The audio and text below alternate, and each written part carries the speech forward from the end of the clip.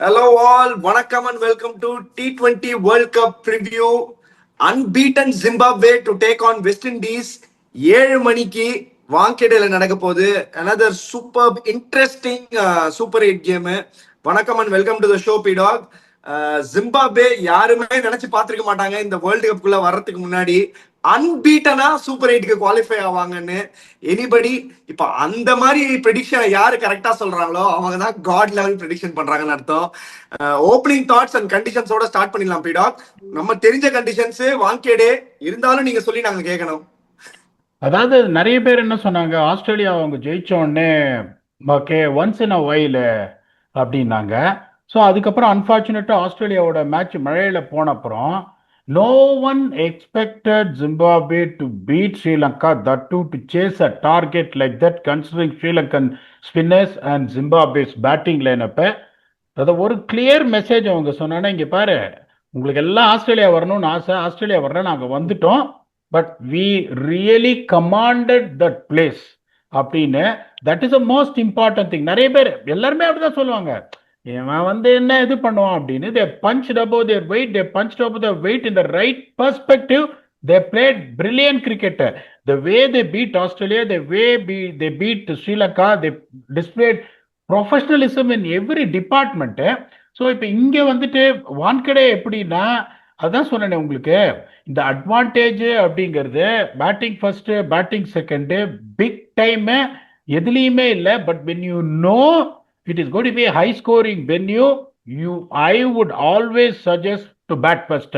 நான் எப்பவுமே அதை தான் சொல்லுவேன். இப்போ உங்களுக்கு வந்துட்டு IPL 2025ல பேட்டிங் ஃபர்ஸ்ட் 3 ஜெயிச்சிருக்காங்க, பேட்டிங் செகண்ட் 4 ஜெயிச்சிருக்காங்க. ஆவரேஜ் ஸ்கோர் பார்த்தீங்கன்னா 176 பேட்டிங் ஃபர்ஸ்ட், 176 பேட்டிங் செகண்ட்.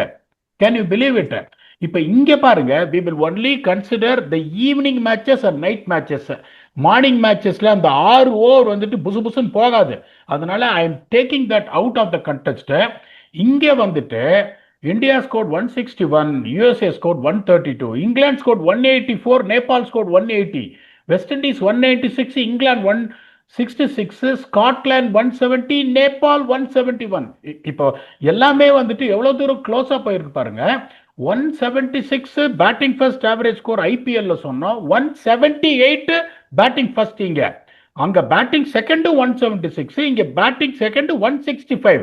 பெருசா எந்த டிஃபரன்ஸும் கிடையாது. But if you score 192 on the board, you got a massive chance of winning.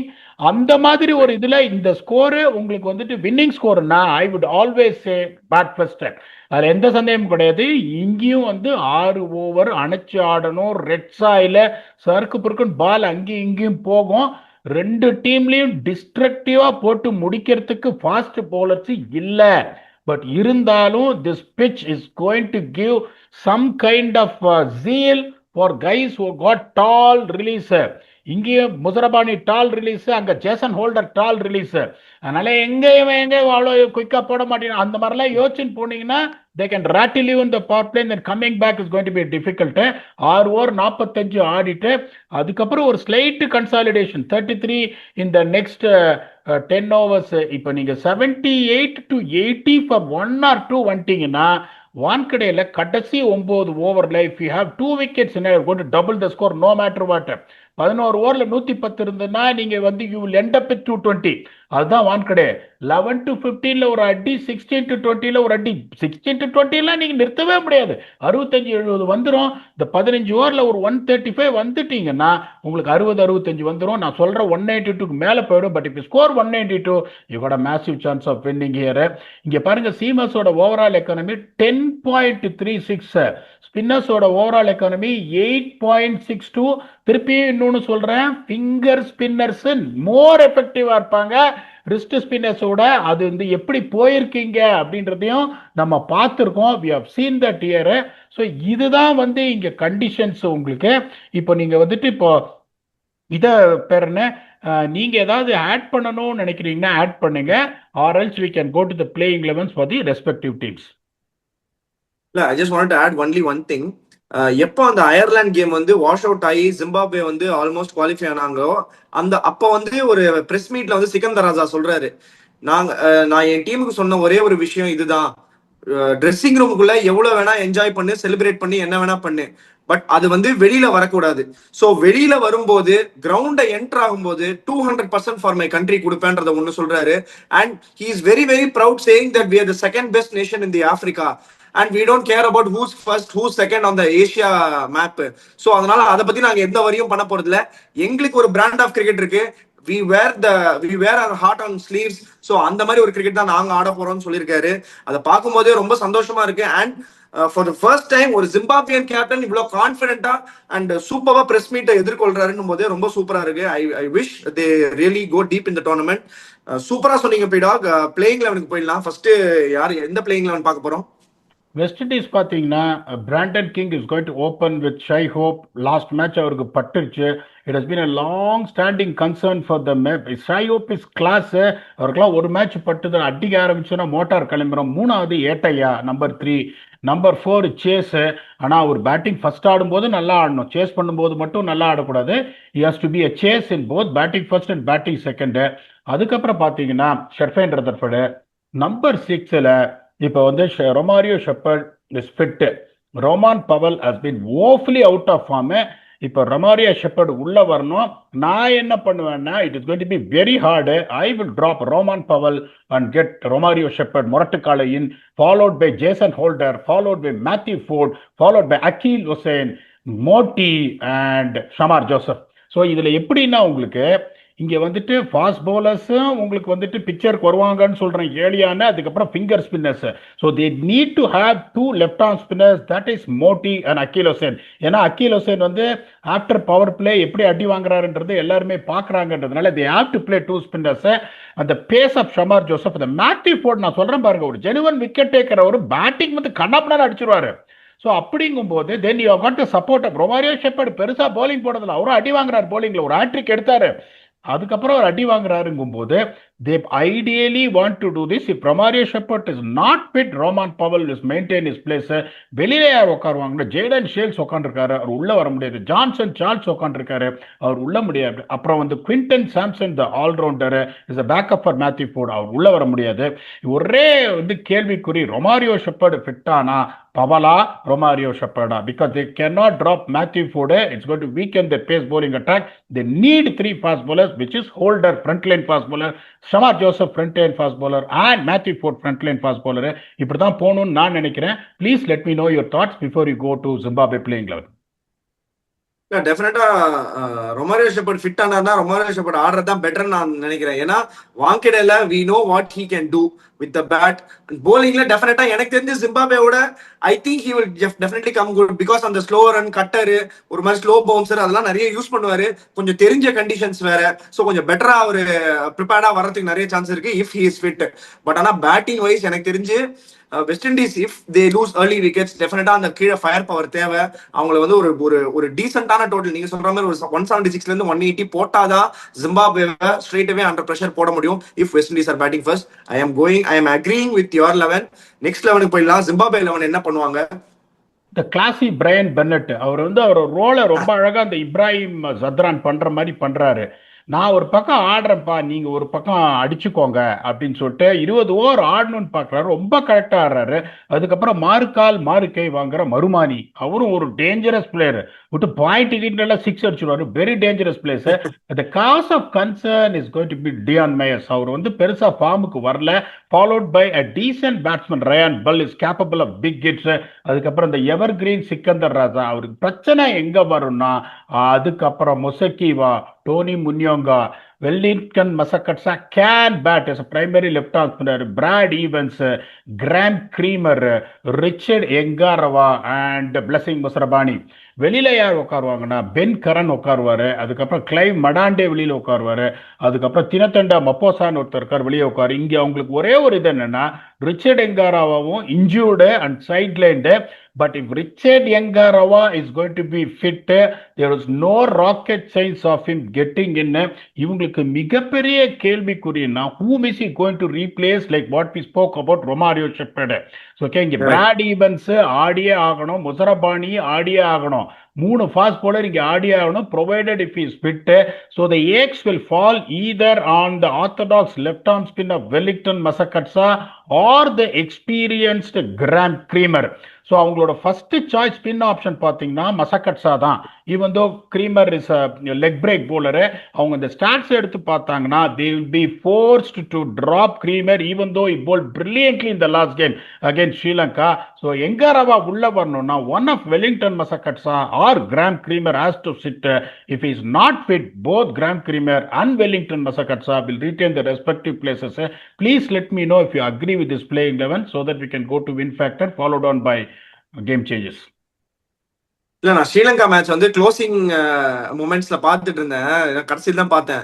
இந்த டோனி முன்யோங்கா வந்து கடைசியில ஒரு மாதிரி டென்ஷனா போச்சு, 2-3 விக்கெட் விட்டாங்க, பொசுக்குன்னு 2 6 அடிச்சு விட்டாரு வந்து. சோ அவரால் அடிக்க முடியும், பட் ஆனா வெஸ்ட் இண்டீஸ் அகைன்ஸ்டா எப்படி என்ன பண்ண போறாங்கன்றது ரெண்டாவது விஷயம்.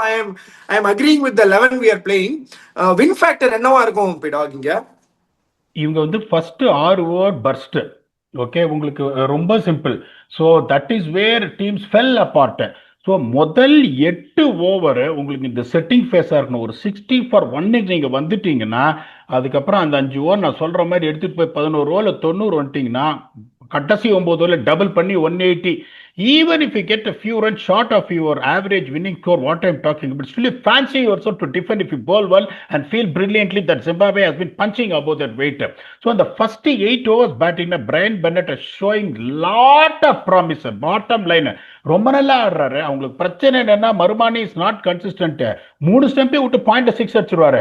பட் ஆனால் ஒரே ப்ராப்ளம் என்னன்னா is decision making, game awareness கொஞ்சம் கம்மியாக இருக்கு. Even though is talented.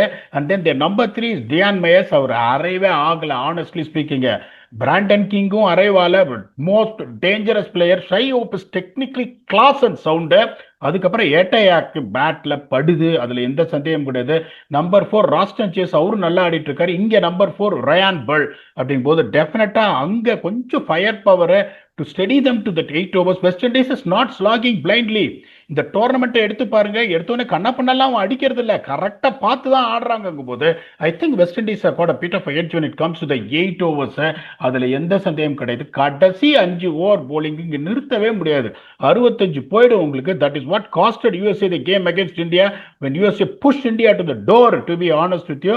அதே மாதிரி இந்த இங்கிலாந்து நேபாள் மேட்சும் நீங்க பார்த்துருப்பீங்க என்ன நடந்ததுன்னு. கடைசி 5 ஓவர்ல கடைசி 5 ஓவர் ப்ளீடிங் நிறுத்தவே முடியாது.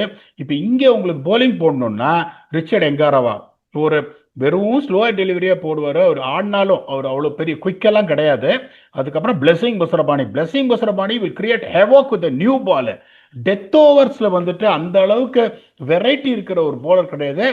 But is a very good bowler. அதுக்கப்புறம் பாத்தீங்கன்னா Brad Evans is also a guy who can bowl very well, but is he going to be the expert death bowler to save you? I don't know.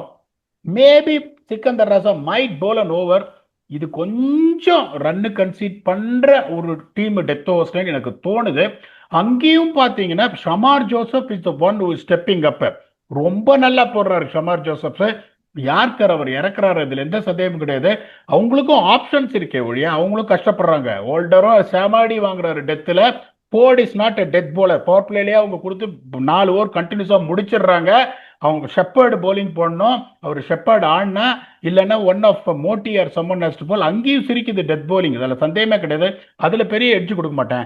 But is batting at the first 8 overs and the destruction West Indies got that batting lineup. Considering these guys batting lineup where you said Munyonga can really bat, but அவர் ஐடியலா ஒரு number 7 number 8ல இருக்கணும். Number 6 stabilise பண்றதுக்கு அவருக்கு experience இருக்கா கஷ்டம்ன்றதுனால I think West Indies will go with a pretty handy edge of 61-39. Please give me your thoughts. 61-39 looks to be a pretty handy edge, P-Dog. நானுமே அந்த லைன்ஸ்ல தான் யோசிச்சிருந்தேன். I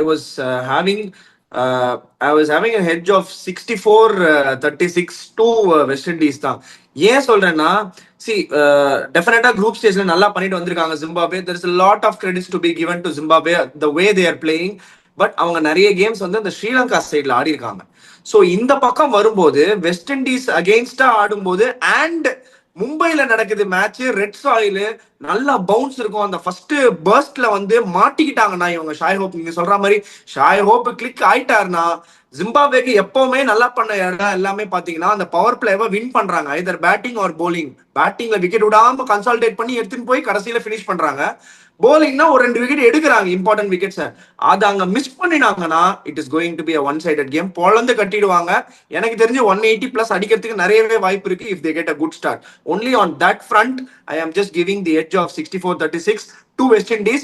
Nothing away from Zimbabwe. I really love the way they are playing. They are wearing their heart on their sleeves.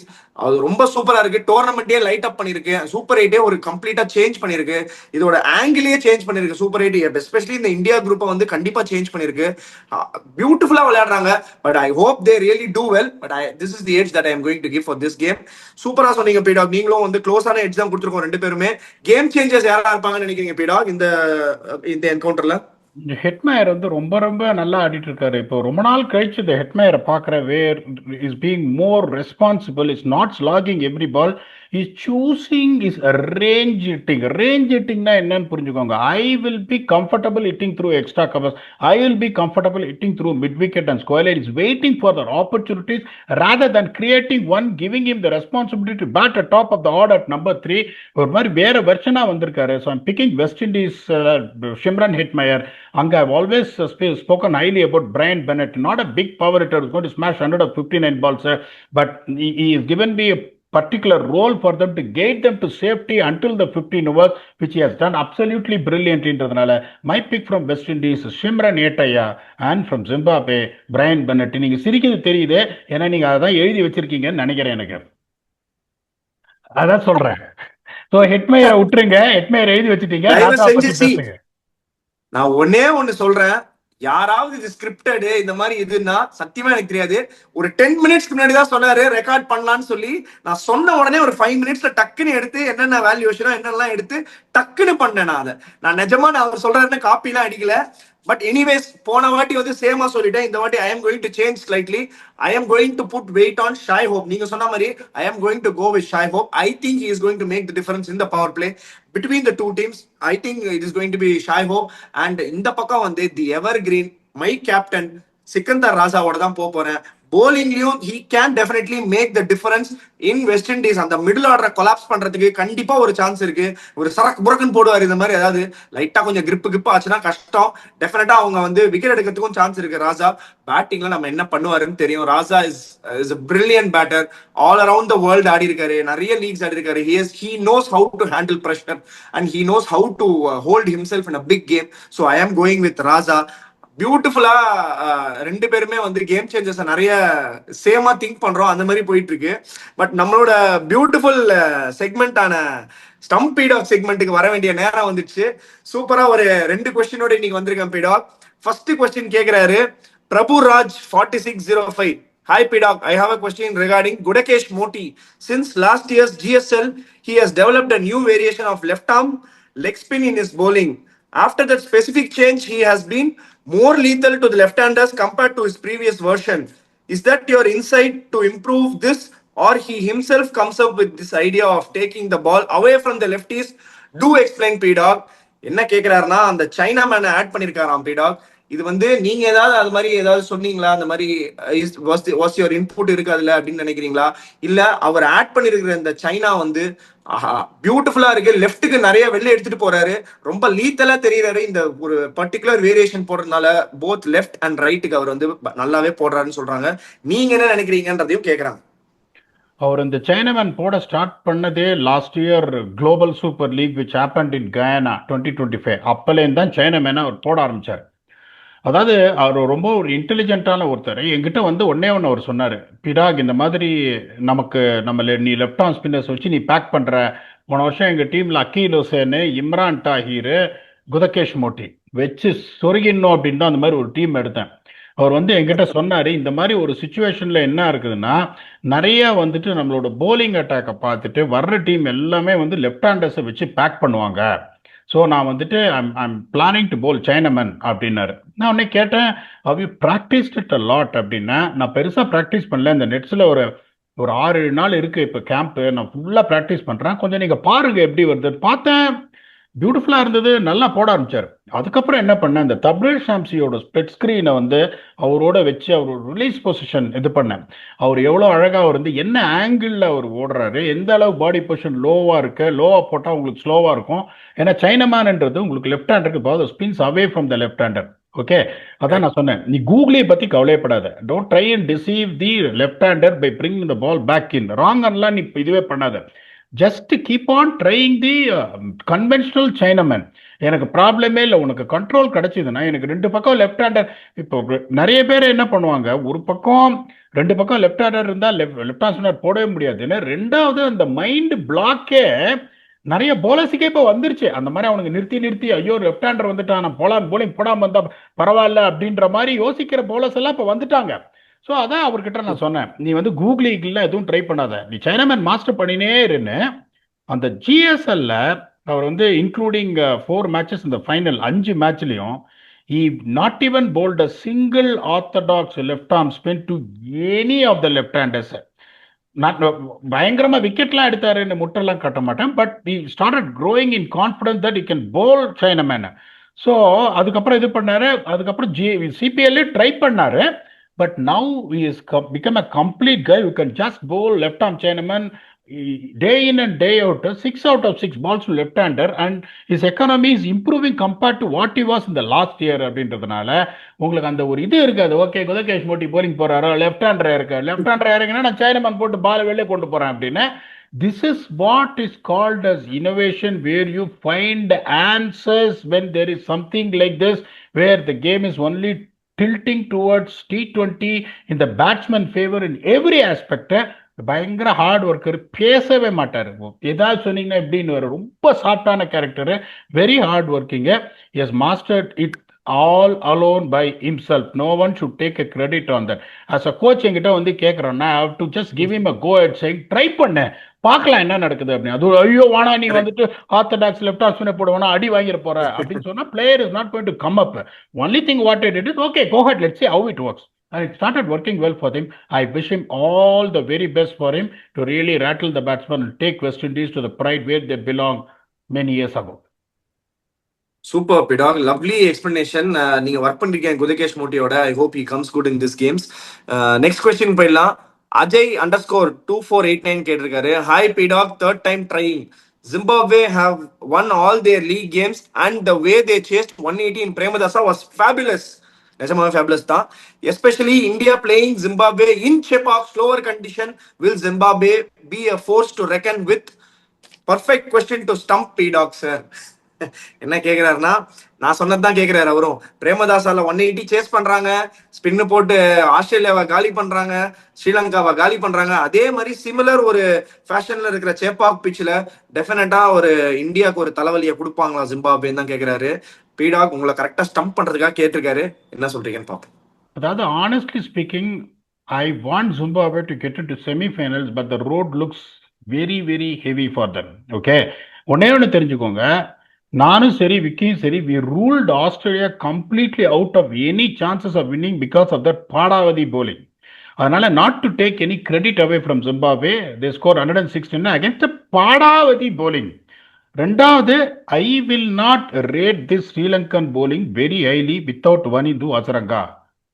அப்படியே போட்டு manage பண்ண முடியுமே ஒழிய உங்களை கடிக்கக்கூடிய bowlers கிடையாது. பும்ரா கடிப்பாரு, வருண் சக்கரவர்த்தி கடிப்பாரு, ஹர்ஷதீப் சிங் கடிப்பாரு, 3 பேர் கடிப்பாங்க உங்களை. உங்களோட பேட்டிங் லைனப் எப்படின்னா ஒரே கியர்ல, இந்த முன்யோங்கா மொசக்கிவா இவங்கெல்லாம் ஒரே கியர்ல ஆடுற ஆளுங்க. சிக்கந்தர் ராஜாக்கு மட்டும்தான் 2 பக்கமும் ஆட முடியும், பிரையன் பெனட்டால 2 பக்கம் ஆட முடியும், அதுக்கப்புறம் ரயான் பர்லால 2 பக்கம் ஆட முடியும். மற்றவங்க batting also doesn't have a depth like what it has.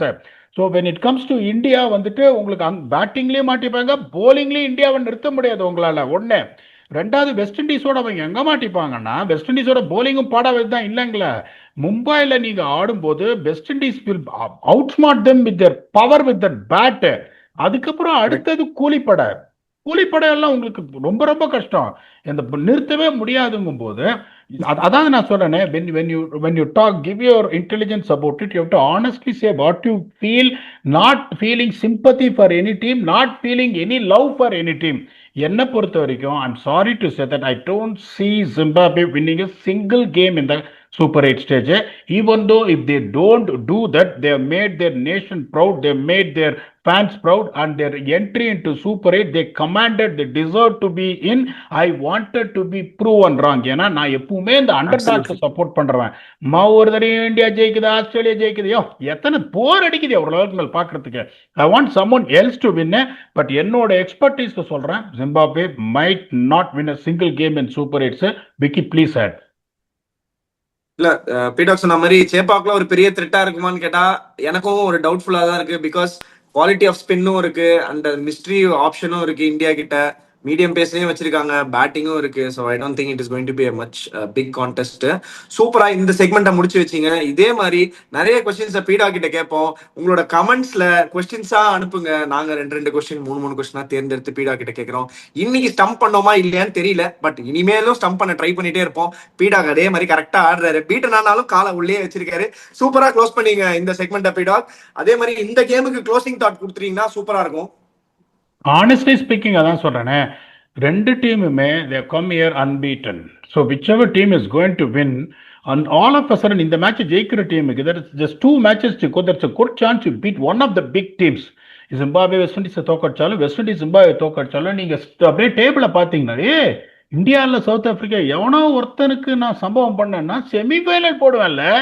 Just imagine how it is. And then they are going to play either India or South Africa with 5 matches played and lost 0. What kind of momentum and confidence that is going to give you, to be very honest with you.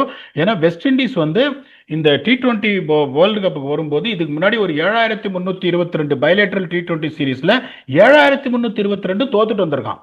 Okay, அவனை அடிக்காதவன் யாருமே கிடையாது. நேபாள், ஆப்கானிஸ்தான் எல்லாரும் இது பண்ணாங்க.